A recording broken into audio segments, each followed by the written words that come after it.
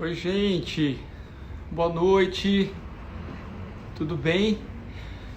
Minha mãe. Boa noite, mãezinha. Direto de Sorocaba. Tô morrendo de saudades de dar um abraço, minha mãe. Hoje é quinta-feira. Estamos no fim de maio.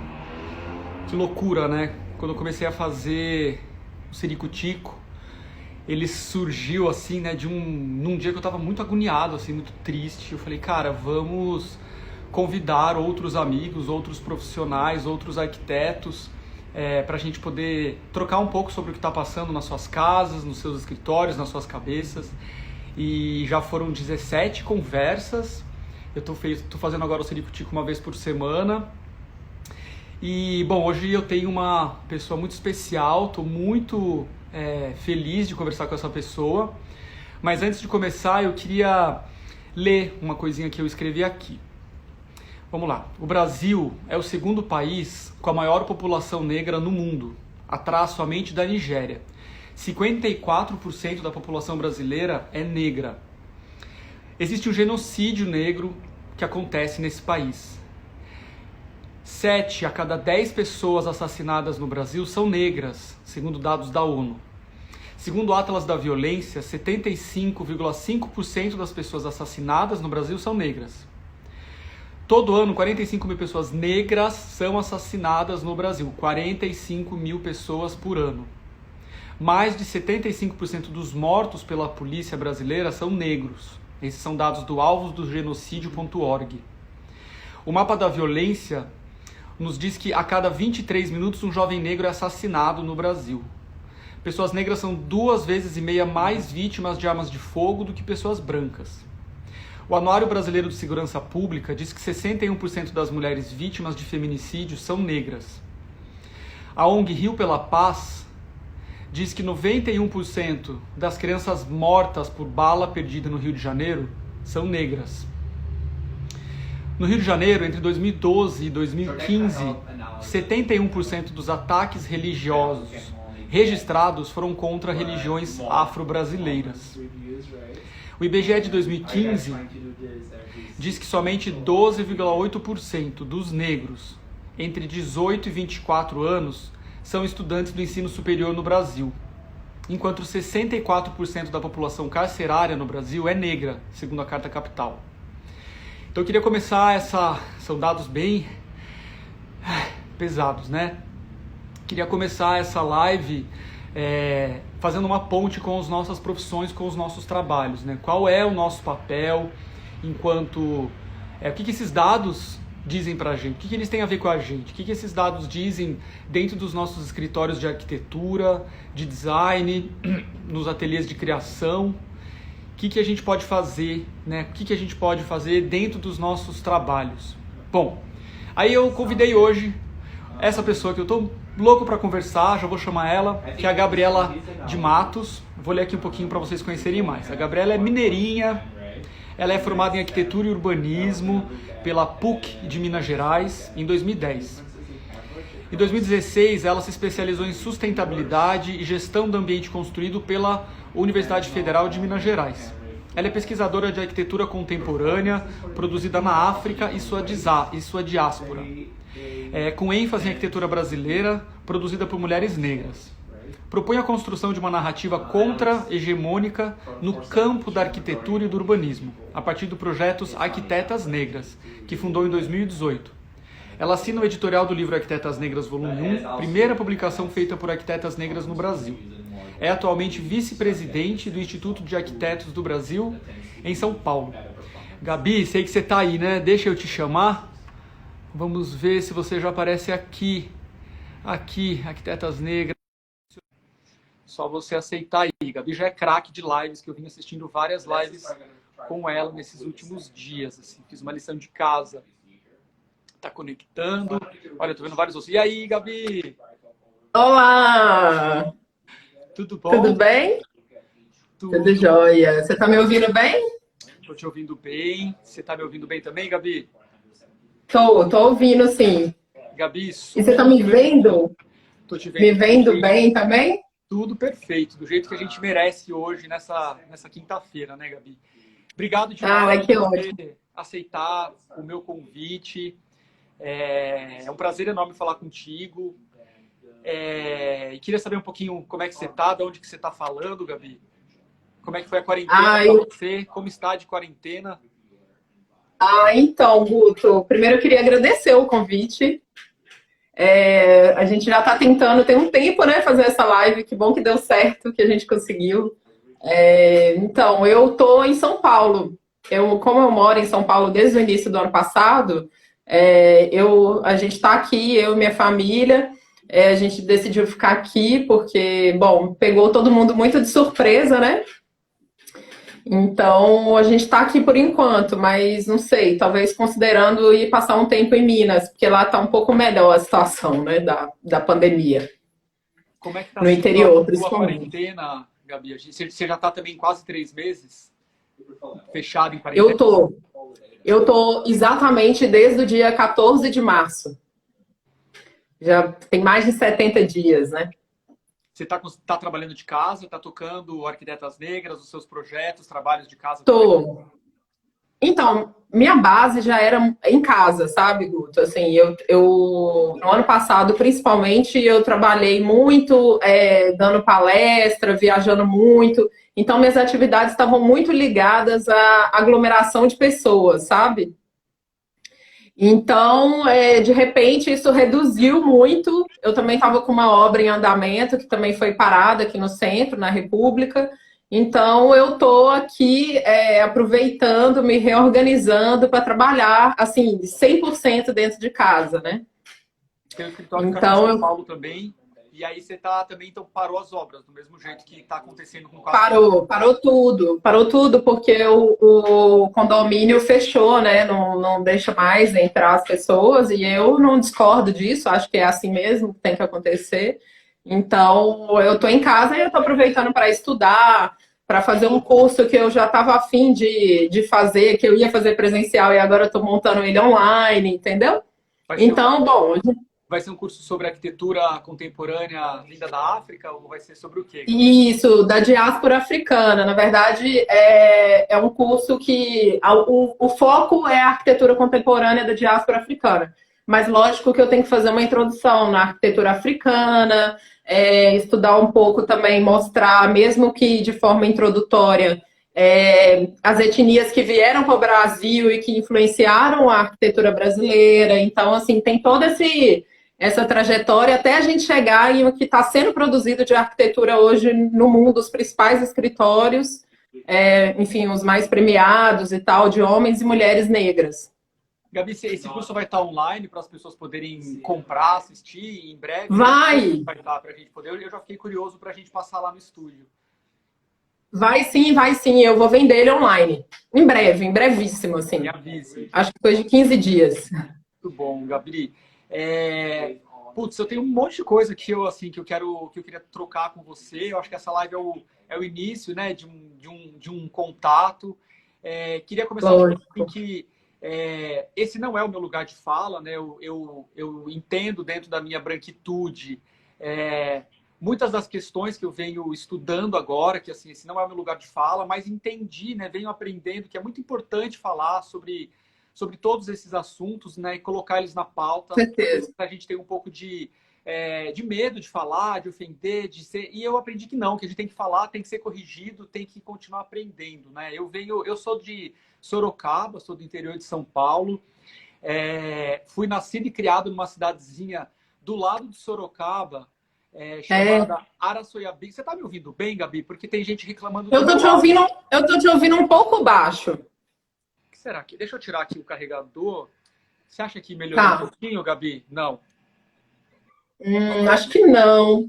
Será que hein, gente? Será que eu começo de novo? Deixa eu ver se tá entupido. Mas assim, dá para te ouvir. Dá para te ouvir, não é nada. Bom, as pessoas estão falando que tá baixo mesmo. Eu até tô te ouvindo, assim, uns 70%. O que eu faço, gente? Vocês acham que eu saio e entro de novo, Gabi? Faz sentido? Tá igual. Você que sabe, se as pessoas não estiverem ouvindo, eu acho que a gente pode sair e voltar. Olha, ele falou que melhorou.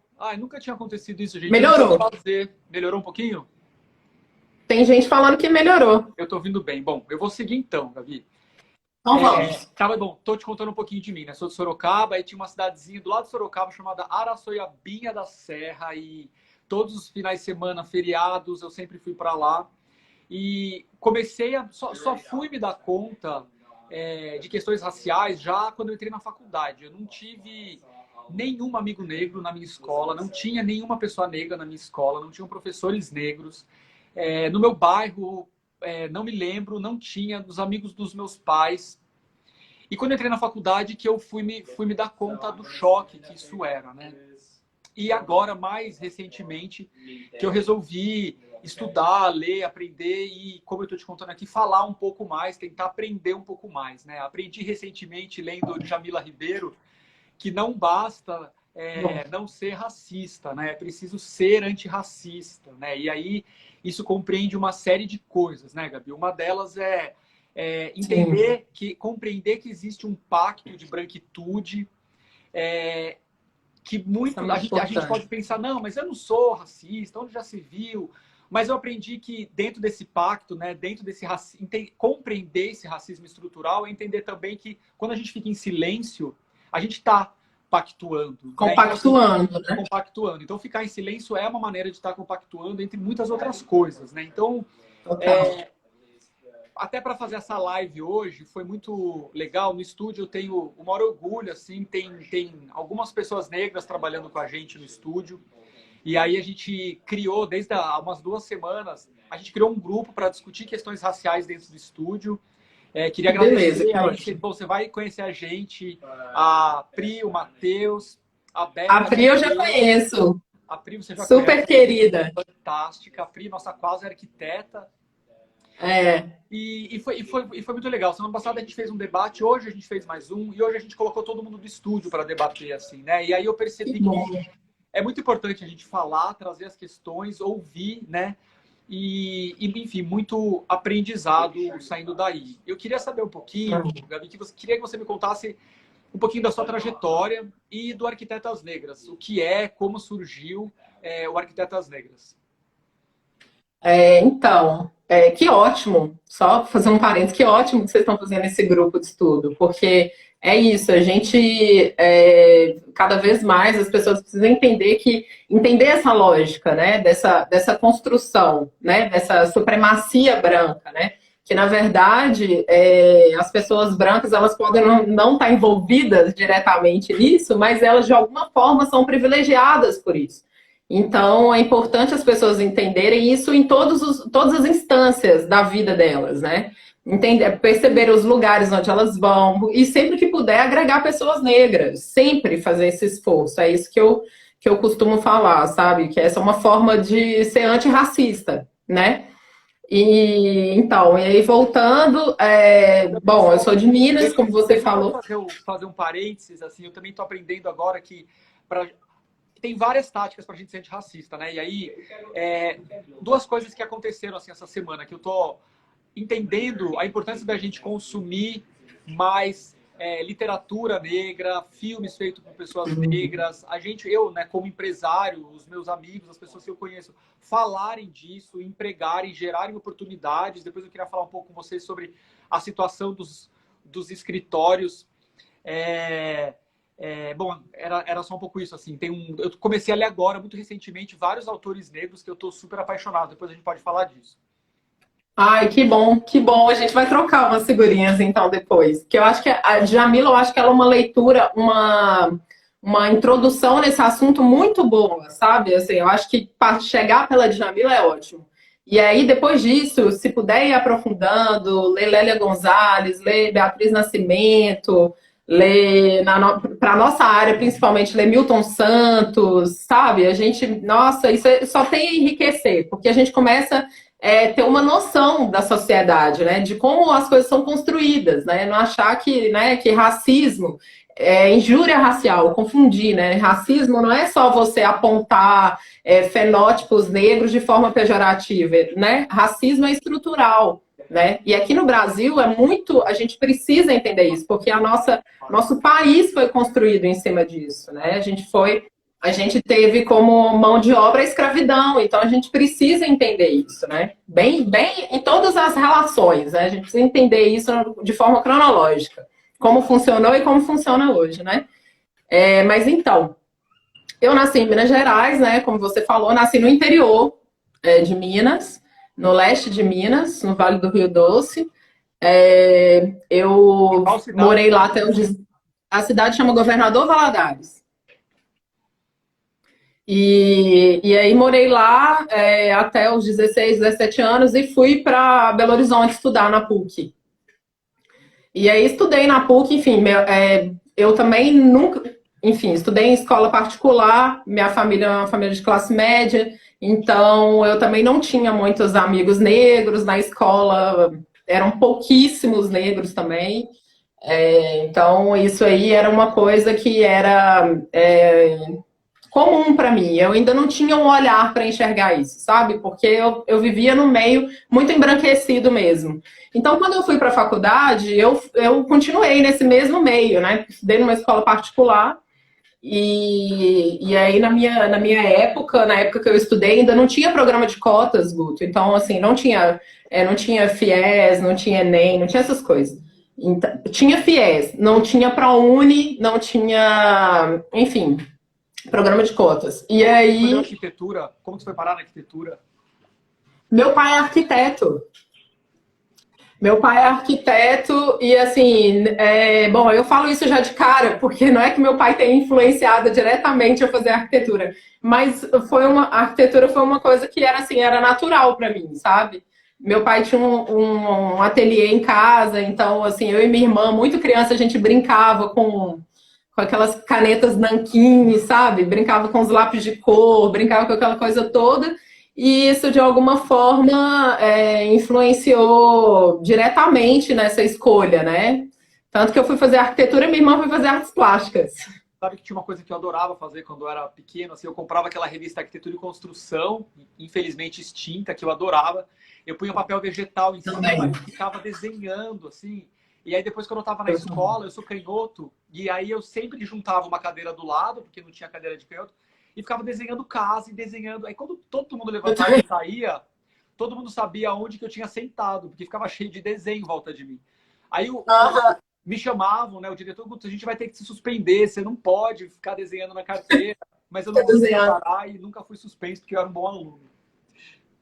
Eu também desenhava muito, muito mesmo. Inclusive, tinha uns professores que falavam assim, a Gabriela não tá prestando atenção na aula, mas é porque, para mim, esse exercício de desenhar enquanto eu tô ouvindo alguma coisa, sempre fez o conhecimento impregnar na cabeça. Então, desenhar é um negócio que eu gosto demais. E aí,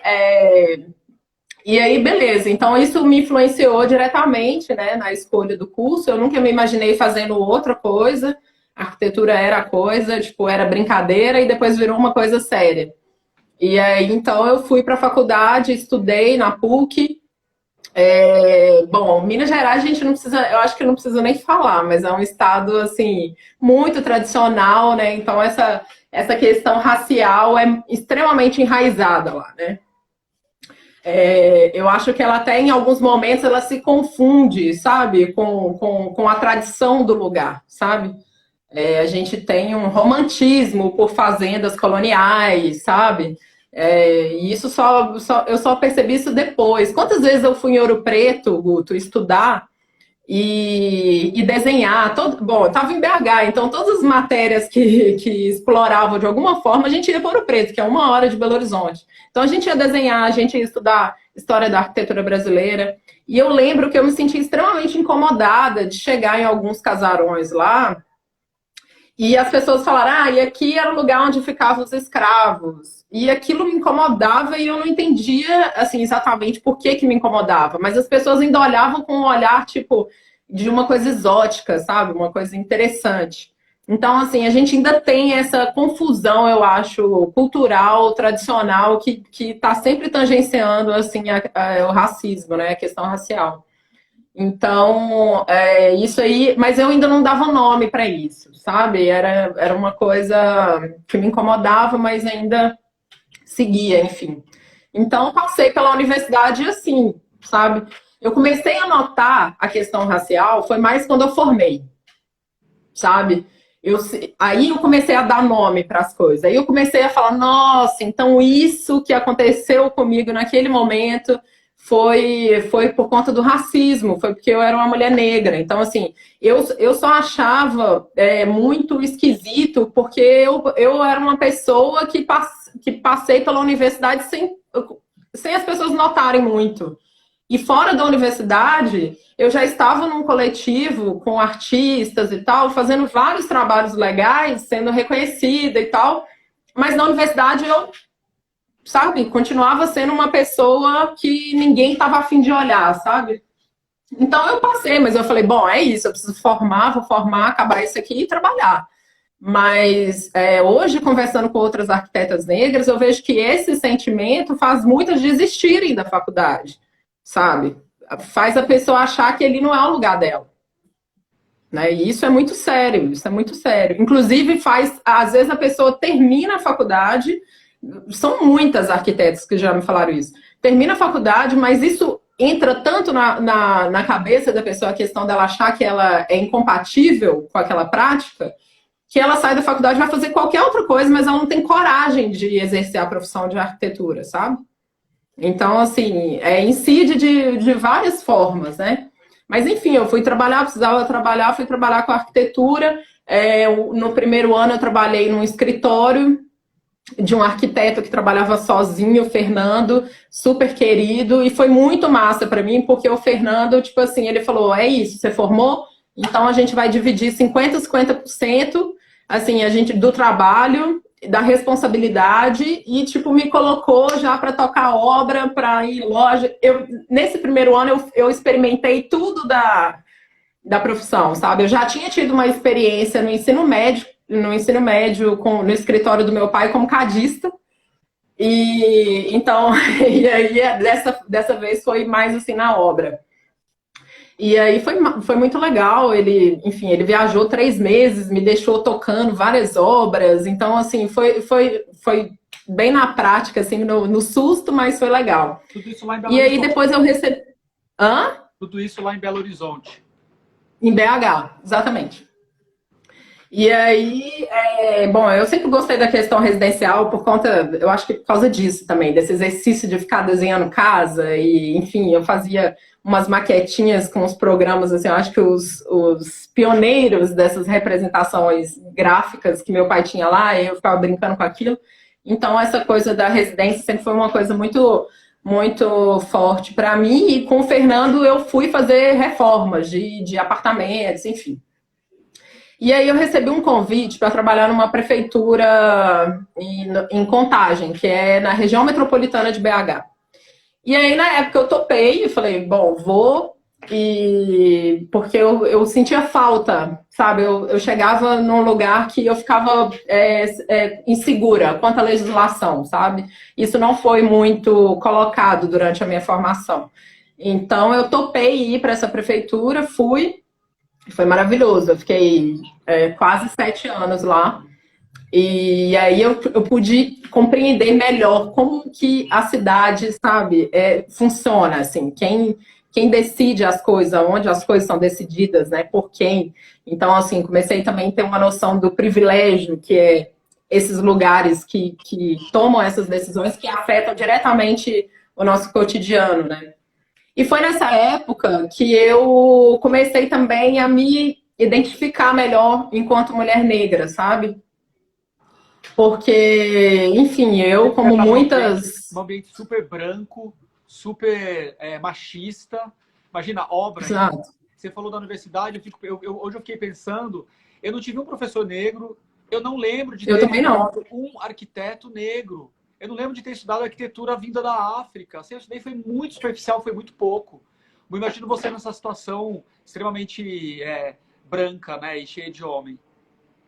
Não, total, Guto, é isso. E aí, bom, na minha casa, meu pai é branco, minha mãe é negra, e aí, enfim, a gente, aqui no Brasil, a questão racial, ela é tão complexa, né, que tem esse mito da democracia racial, que faz com que pessoas negras, por terem a pele mais clara, achem que não são negras, entendeu? Isso só desarticula a população negra. entendeu? Fora do Brasil, a gente vê isso muito evidente, já a pessoa saber se colocar enquanto pessoa negra. Mas aqui no Brasil, essa confusão faz com que as pessoas se achem morenas, enfim, o colorismo, né? Então tem assim, tem uma facilidade no acesso, eu tinha, porque eu tenho uma pele clara, e tenho. Então, isso precisa ficar muito evidente. Mas aí, isso para mim ficou muito posto quando eu, trabalhando nessa prefeitura, eu resolvi parar de alisar meu cabelo. E aí, algumas pessoas pararam de falar comigo. E começaram a falar que tinham medo de mim agora e tal. Então, foi a primeira vez que eu senti, assim, de uma forma muito direta, sabe, essa questão. Aí eu falei, bom, é isso, entendeu? Então, eu vou me colocar dessa forma e eu preciso lidar com isso politicamente, porque hoje, você ser negro no Brasil, você sair da sua casa, né, num país como o nosso, já é um ato político, entendeu? Você se relacionar com outra pessoa negra também é um ato político. Entendeu? Então, assim, tudo isso a gente precisa, sabe, saber, ter isso muito, né, muito posto. Mas aí, enfim, e aí começou, e aí eu comecei a participar de movimentos negros em Belo Horizonte, ligados à música, ligados à beleza negra, enfim, fui me entrando por esse viés. E aí, em algum momento, eu falei, bom, é isso, eu estou já dentro da discussão, mas eu volto para o meu trabalho e não estou conseguindo, sabe, assim, ligar uma coisa na outra. E aí foi aí que eu virei e falei assim, bom, então vou começar pesquisando o projeto de arquitetos e arquitetas negras, né, porque eu só conheço arquitetos brancos, principalmente poucas arquitetas, e quando conheço são brancas. Então, eu fui atrás dessa pesquisa. Existe esse apagamento, né, da mulher na arquitetura, né? A gente estuda pouquíssimas mulheres negras, e aí, quiçá, mulheres negras na arquitetura. E aí, como que surgiu o Arquitetas Negras? Olha, eu digitei um dia, eu gosto de contar essa história, porque eu digitei no Google arquitetas negras, porque, olha, eu já assinava revista, eu era uma pessoa muito interessada, lia livros e tal, e eu não, no que eu tinha de conteúdo ali, de referência bibliográfica, eu não tinha nenhuma arquiteta negra. Então eu falei, bom, vamos para a internet, porque a internet é um negócio que, né, às vezes facilita essa ponte. E aí digitei arquitetas negras, e apareceu zero, nada, nenhuma. E aí eu falei, bom, mas nossa, que esquisito isso. E aí eu falei, é lógico, porque que não vai ter arquiteta negra? Porque a gente, né, isso é uma questão estrutural, né? Mas vamos levantar essa bola e ver como que funciona. E aí eu fiz um formulário, eu mesma fiz um formulário, minha irmã me ajudou também, e fiz esse formulário perguntando onde estão as arquitetas negras brasileiras, né? E aí eu postei no Facebook. E o negócio, tipo, foi muito divulgado em pouquíssimos dias. Em pouquíssimos dias a gente teve 900 compartilhamentos e era uma página que eu tinha acabado de abrir, né? Então, assim, não tinha... Eu não trabalhava nada com a internet, zero. Estava trabalhando numa prefeitura. E aí eu fui e comecei a receber os formulários. E em uma semana eu recebi 300 formulários preenchidos. Eu falei, nossa, que maravilha, que maravilha. Então elas existem, né? Eu vi ontem que vocês publicaram, ou anteontem, na conta do Arquitetas Negras no Instagram, que vocês já conseguiram mapear 400 mulheres negras. 400 arquitetas negras. Então, isso é muito grande, sabe? Isso é muito grande. Isso não é só um número, sabe, Guto? Eu sempre falo isso. E é importante ressaltar. Por quê? Porque o nosso Conselho de Arquitetura, ele, infelizmente, ele não faz recorte racial. Então, assim, a gente tem dados de censo, das mulheres, né, serem maioria na arquitetura, mas a gente não sabe quantas delas são negras, são indígenas, entendeu? E aí, quando a gente não tem esse tipo de informação, fica difícil, fica impossível da gente criar política que atenda essas pessoas. Não é a mesma política que vai atender mulheres brancas que vai atender mulheres negras. E nem mulheres indígenas. E nem mulheres arquitetas que trabalham só na periferia, que são da periferia. Então, assim, a gente está passando uma régua aí, há muito tempo, que não está pegando todo mundo. Não está pegando todo mundo. Então, a gente precisa ter isso muito, muito, né, ter noção disso, né? Eu sei que o programa de cota nas universidades, o programa de cota racial, entrou em vigor, a lei entrou em vigor em 2012 e a grande parte das universidades começou só no seu limite, que era 2016. Né? A própria FAO, USP, aqui em São Paulo, aderiu à cota em 2016 e, por exemplo, eu fiquei sabendo hoje esse dado, que em 2015 não tinha nenhum negro aprovado na arquitetura no festival da FUVEST, no vestibular da FUVEST para arquitetura na USP.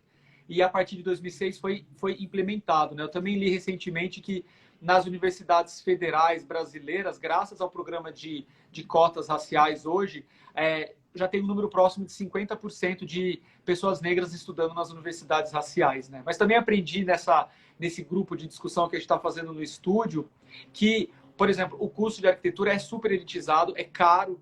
Então, assim, também não é, a política pública tem que ser diferente, tem que ser maior. Né? Não adianta apenas fornecer a bolsa, mas como que você mantém muitas dessas pessoas que muitas vezes são a primeira geração dentro de uma casa que tiveram acesso à educação universitária. Né? Então, poxa, a arquitetura é viagem, é livro, é material, é alimentação e muitos cursos de arquitetura que não tem à noite. Então, enfim, a questão não é apenas, né, a cota para entrar, né? Não, é a sustentabilidade do aluno dentro da universidade, né? Então, assim, um curso, por exemplo, o curso que eu estudei era um curso que era de tarde, entendeu? Isso impossibilita. Eu tive um colega que ele era uma coisa absurda. Ele trabalhava de segurança no aeroporto a madrugada inteira. De manhã ele fazia estágio na prefeitura e à tarde ele ia para a universidade. Entendeu? Então, assim, a pessoa fazendo isso porque queria fazer o curso. E aí você também não pode. Aí lá na frente, quando essa pessoa vai ter acesso ao mercado de trabalho, que ela vai ter que colocar o portfólio dela, colocar o currículo dela, com certeza ela não vai ter o mesmo currículo dos alunos que só iam para a faculdade estudar e voltavam para casa. E que tinha garantido a sua comida, que tinha garantido a sua casa, sua luz, sua água, entendeu? Então, assim, até isso, e aí essa é uma questão para os escritórios, né, de arquitetura, precisam ter essa noção que não dá para cobrar igual, ainda não dá para cobrar igual. Talvez daqui a uns anos, se a gente melhorar muito até lá. Mas para você assimilar essas pessoas agora, você precisa ter esse olhar na seleção. Você precisa entender isso, né? Porque são pessoas totalmente capazes, são pessoas responsáveis, pelo menos as que eu conheci até hoje, e às vezes não tem oportunidade.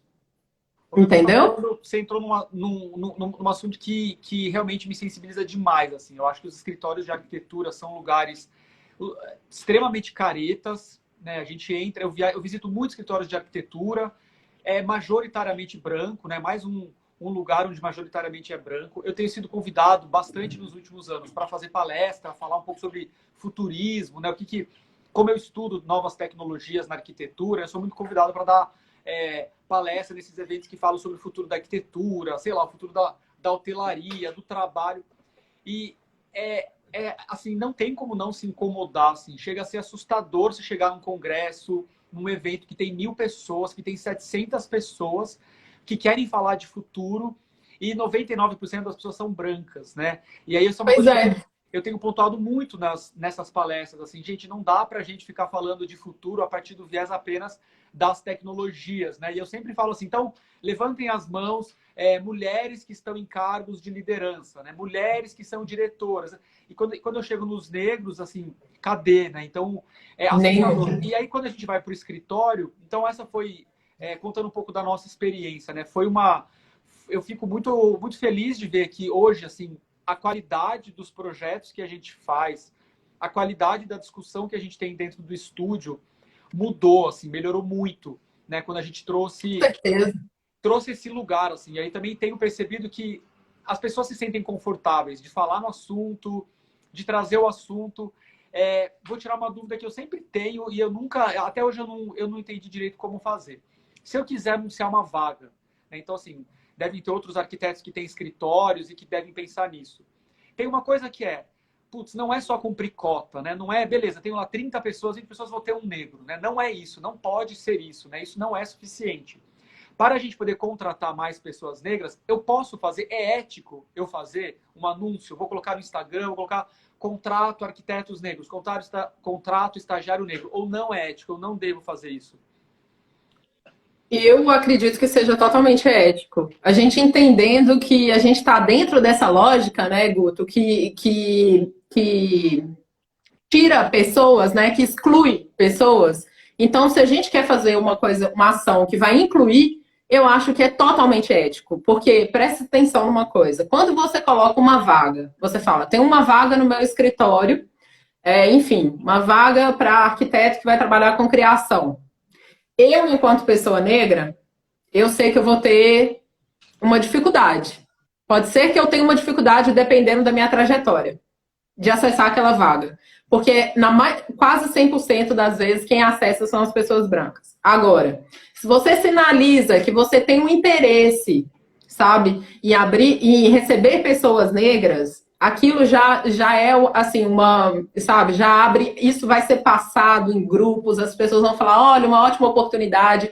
Isso gera assim uma autoestima também, sabe? Isso também mexe com a autoestima. Então eu acho que é totalmente ético você fazer isso, dada a circunstância que a gente vive no Brasil, entendeu? Isso faz parte de uma responsabilidade, inclusive acho que essa ação é uma ação de responsabilidade social, né? Porque você está entendendo que a gente precisa saber disso. Por exemplo, uma pessoa branca que mora na periferia, que tem várias dificuldades, porque quando uma pessoa branca experimenta o que é parecido com o que é ser negro num país como o Brasil, é quando ela mora na periferia. Aí ela tem mais ou menos a noção. Mas mesmo assim, quando ela tem a oportunidade de deixar esse lugar, de acessar uma vaga, ela ainda assim, ela tem vantagem em relação à pessoa negra. Entendeu? Então, assim, é importante a gente saber disso. E às vezes a gente está mexendo estruturalmente, sabe? Parece uma coisa muito pontual. Você abrir uma vaga para uma pessoa negra. Parece muito pontual. Mas a gente está mexendo na estrutura. Não, né? Porque a gente sabe que a nossa estrutura é assim. Várias coisas aí, né, Gabi? Você está falando a tal da meritocracia, né? A gente viu agora o Enem, que Sim. Graças a Deus foi adiado, porque como é que você vai dar as mesmas possibilidades para quem está no subúrbio, para quem está na comunidade, que tem uma dificuldade enorme de acessar a internet, de se informar, com um menino lá que fala super bem inglês, que tem 30 computadores em volta dele para fazer a mesma prova. Entendeu? Tem uma outra coisa que eu assim, conversando com você e com outras pessoas, eu estou aprendendo que acho que isso também é uma coisa super importante para quem quiser. Porque as pessoas se incomodam muito. Eu tenho muitos amigos que se incomodam e não sabem muito como mudar a sua prática dentro do escritório, né? Então a gente está falando de uma coisa que é geral, dar oportunidade e criar políticas internas de inclusividade dentro dos nossos escritórios. Por menor que seja, eu posso ter um escritório com 3 pessoas, com 10 ou com 100, né? A gente precisa mudar essa lógica careta do escritório. Então, uma coisa é abrir vagas e anunciar, então, procuramos arquitetos negros, procuramos designers, procuramos... Maravilhoso, é isso. Criar uma política interna de educação e de inclusividade, né? Por exemplo, como que eu posso, como empresário, tentar colocar ali no meu balanço financeiro, eventualmente financiar um curso de inglês, ou financiar algum curso de software, né? Como que aos poucos, esse também pode ser um pouco o papel do escritório que tem alguma responsabilidade social, né? Ajudar também na educação dessas pessoas, certo? Certo. Não, isso também. E tem uma questão, Guto, assim, tem uma dimensão que eu falo, que é o seguinte, na nossa prática de arquitetura, a gente está sempre ligado, né? Na nossa prática, estou falando, lógico, de arquitetura, mas em várias práticas, a gente está sempre ligado no que está acontecendo no mundo, o que as pessoas estão produzindo de arquitetura, né?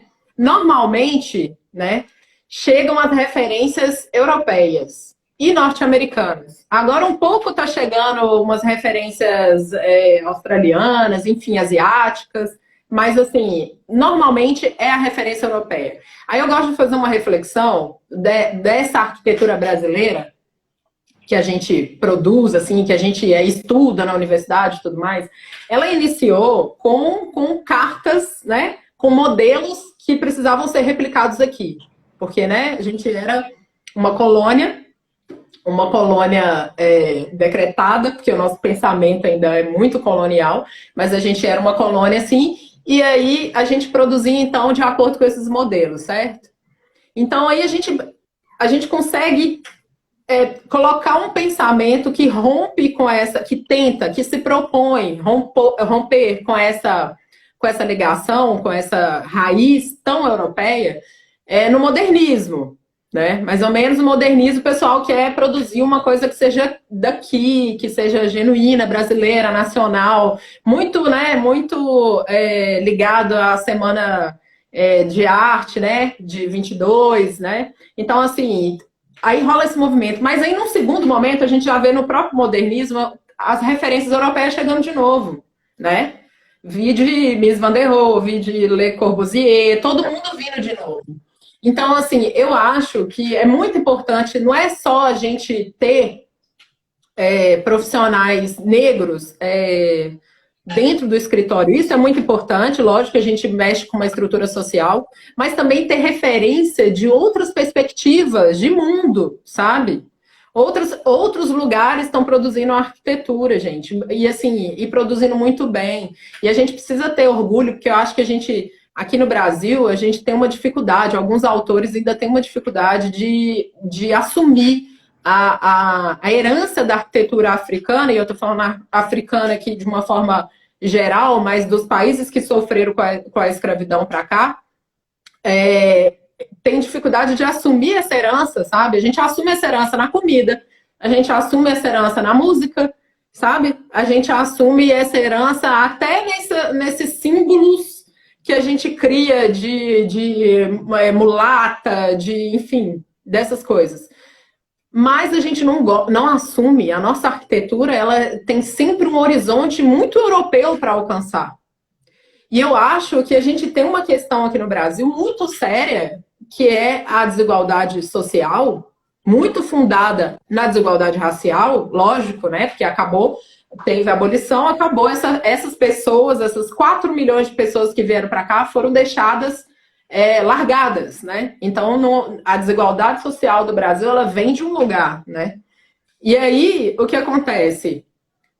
A gente poderia estar colocando a nossa força, nossa carga de conteúdo de produção de arquitetura em prol de resolver, mesmo que minimamente, essas questões sociais, sabe? Mesmo que seja, enfim, com tecnologia, com projeto na periferia, trazendo arquitetos da periferia, levando arquitetos para lá e trabalhando junto, enfim, de diversas formas, a gente devia estar colocando isso para romper essa barreira colonial, de alguma forma, porque a gente está muito longe de romper essa barreira colonial, sabe? Então, eu acho que o arquiteto negro no corpo técnico de um escritório,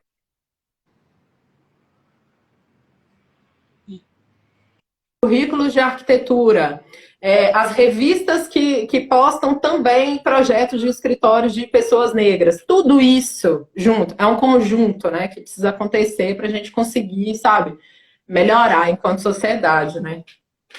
Eu comecei a ler Chimamanda, né, escritora, pensadora nigeriana. Maravilhoso. Estou lendo Americana, e tem um TED dela, que eu já tinha assistido, que é muito interessante, que tem a ver com o que você está falando, ela fala que enquanto a gente só fica ouvindo as narrativas da África, de sofrimento, de tristeza, de pobreza, Exato. a gente só cria essa narrativa. É preciso ouvir outras narrativas, criar e ouvir as outras inúmeras narrativas, que esse nosso pacto da branquitude nos fecha, né? O que você está falando, no ensino super europeizado que a gente tem nas nossas escolas, bom, nas nossas vidas.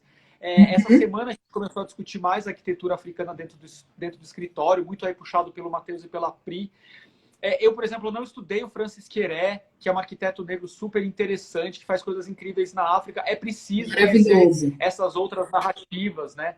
E tirar os estereótipos. A arquitetura africana não é apenas não tem um certo tipo de arquitetura apenas, né? Tem arquiteturas Não. super contemporâneas, super sofisticadas, super interessantes, feitas por outras pessoas que não são apenas americanos e europeus, né? Então, reconhecer essas narrativas tem que ser uma obrigação de nós, arquitetos, também divulgarmos, né? E mesmo nós, brancos, aprendemos e replicarmos, assim, né? Isso faz muito sentido, né? Ô, Gabi, você falou da cidade... eu tenho a Pri e o Matheus mandaram 2 perguntas. Deixa eu ver se eu vou conseguir baixar aqui, porque está no meu iPad. Tá. Mas só enquanto eu vou baixando aqui a pergunta... eu não acho... Deixa eu ver se apareceu. Saco. Bom, enquanto eu vou tentando baixar aqui a pergunta, acho que agora com o Covid fica muito explícito, né? A gente está falando de desigualdade... num Brasil que é um país de castas, né? A gente tem uma casta zelada, silenciosa, como você falou, colonialista, machista, racista, homofóbico. E a cidade, ela é projetada, o pensamento da construção da cidade, ele enfatiza isso, né? A mulher tem um determinado lugar na cidade, ela não pode circular por todos os lugares. As pessoas negras ocupam um outro lugar, né? Eu espero ver a pessoa negra na periferia, né? E não numa Faria Lima. O Covid, né? E essa quarentena tem acelerado muito dessa discussão. Eu estou assistindo lives, tenho visto, a gente vê na televisão, tem se falado muito mais das comunidades, da situação precária, né? De como o vírus não é democrático. A gente sabe a cor da pele que vai atingir mais. A gente está vendo nas últimas semanas o dado assustador de como cresceu o número de afetados negros dentro do Covid. Você tem pensado ainda mais nessas questões durante a quarentena? Assim, o que você acha que a gente pode aprender nesse momento? Eu sei que é uma pergunta aberta, a gente podia fazer uma live inteira sobre isso, mas se você pudesse comentar. Eu acho que, assim, não posso nem chamar de uma coisa positiva, porque é lógico que uma epidemia não tem nada de positivo. Mas, de alguma forma, essa epidemia, ela alarmou a situação precária que a maioria da população negra vive no Brasil. Então, assim, é uma situação de vulnerabilidade extrema.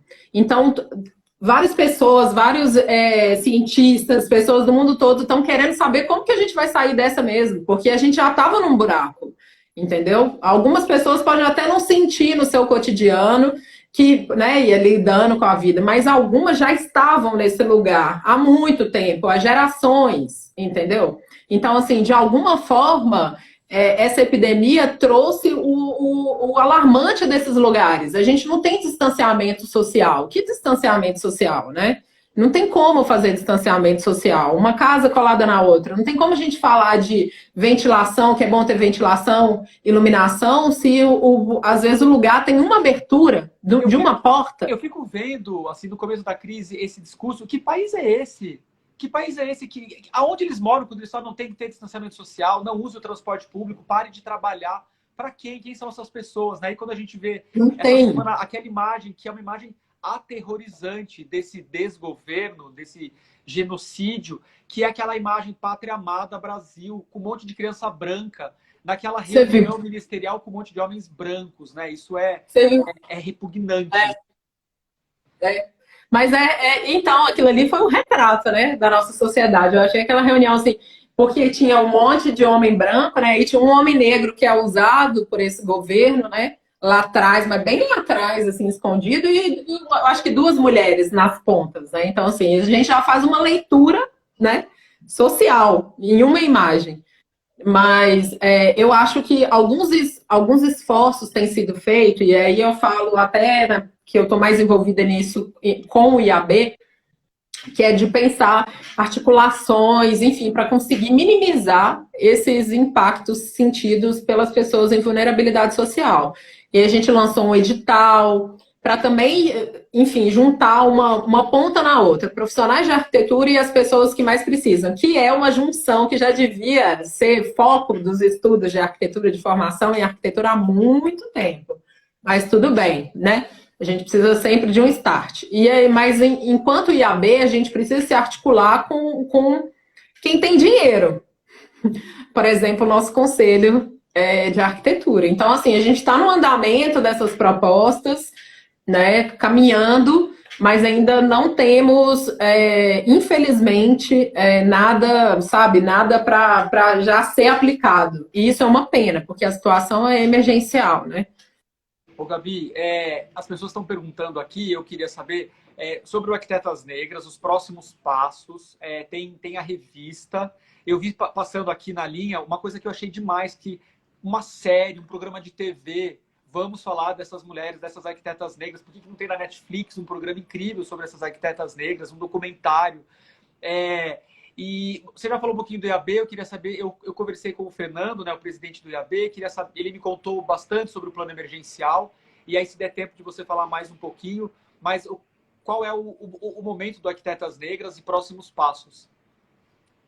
Então, agora o próximo passo, agora que, bom, até divulguei ontem essas 400 arquitetas negras mapeadas, o próximo passo seria fazer um site, porque hoje ainda bem, eu recebo muitos contatos de pessoas me pedindo indicação de arquitetas negras para serviços diversos dentro desse campo. Então, esse formulário é um formulário que esse cadastro, né, esse mapeamento, ele serve para várias coisas. Ele serve para pautar minhas questões dentro do IAB, ele serve para, enfim, divulgar esses perfis de arquitetas negras que a gente vem divulgando, e ele serve também para isso, porque a gente precisa ganhar dinheiro, né, sustentar nossas famílias, muitas das arquitetas negras, que é um dado também de mulheres negras no Brasil, nós somos chefes de família. Então, assim, a gente precisa trabalhar. E aí, então a ideia é montar um site, colocar todos os contatos lá. Porque no nosso livro, aí só fazendo um adendo, a revista virou um livro. E aí, ele tá até aqui, ó. Depois te encontrando, eu vou levar um para você ver. Tá vendo? Ah, que lindo. Nosso livro. É lindo. A capa foi feita pela Mariana de Matos, minha irmã. Lindo livro. No final do livro, eu já coloquei alguns contatos de arquitetas negras que autorizaram em tempo da impressão do livro. Mas para isso ser uma fonte assim, onde as pessoas consigam acessar de forma mais direta, eu estou pensando articulações para conseguir fazer esse site e colocar não só o conteúdo do livro, mas o conteúdo de pesquisas, de estudantes de arquitetura, de trabalhos de conclusão de curso, porque é muito importante a gente divulgar isso também, porque muitos deles têm esse viés racial, esse viés de justiça social, sustentabilidade, enfim, tudo isso nos trabalhos de graduação. Então, é muito importante a gente divulgar isso, né?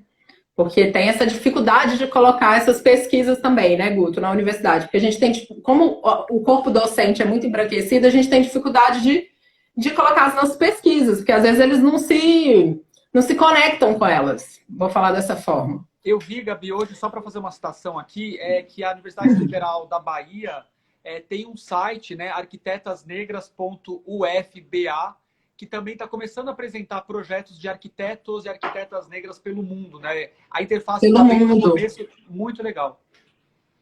É muito legal esse trabalho da UFBA. A UFBA é muito legal, o curso de arquitetura lá é incrível, eu sempre falo. Eles têm um seminário muito bom, Salvador e Suas Cores, que é muito legal também, traz muito essa referência da arquitetura africana com a arquitetura brasileira, sabe? É super legal a UFBA. O livro, quem está perguntando aqui como adquirir, é aqui pelo perfil das arquitetas negras, só mandar uma mensagem. Temos poucas unidades, mas ainda temos. Então, Guto, eu queria muito colocar esse site o mais rápido possível no ar. Mas hoje a gente, né, uma rede grande, né, de arquitetas pelo Brasil inteiro. Então, eu costumo, enfim, indicar para palestras, serviços de arquitetura, pesquisas, etc. E a gente está trabalhando muito em rede hoje. E isso é muito bacana, porque o intuito primeiro do projeto era fazer uma difusão dessa produção, sabe? E aí, nesse segundo momento, a gente se conectou. O ano passado, a gente fez um evento de lançamento do livro no Sesc Pinheiros, foi muito legal.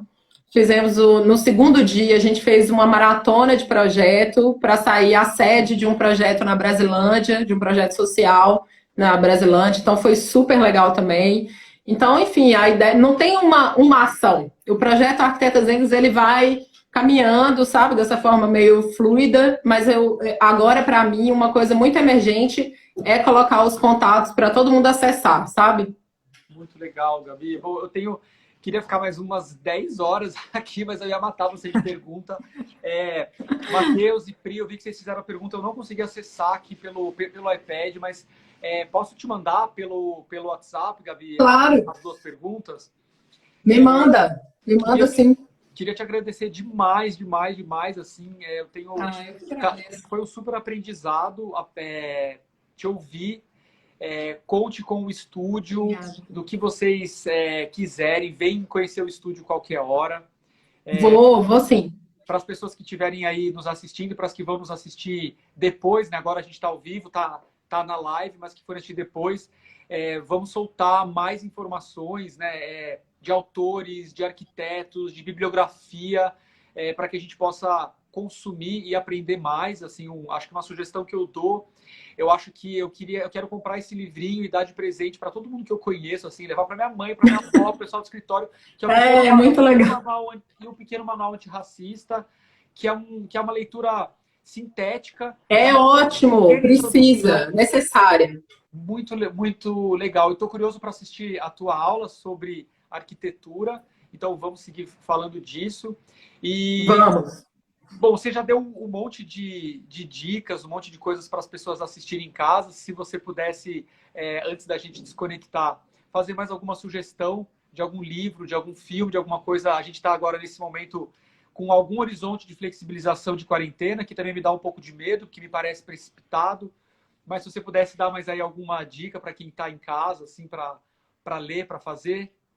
Olha, a dica que eu dou bom, Guto, eu enxergo muito a arquitetura como um braço cultural, sabe, da nossa sociedade. Eu acho que a produção de arquitetura, ela é cultura também.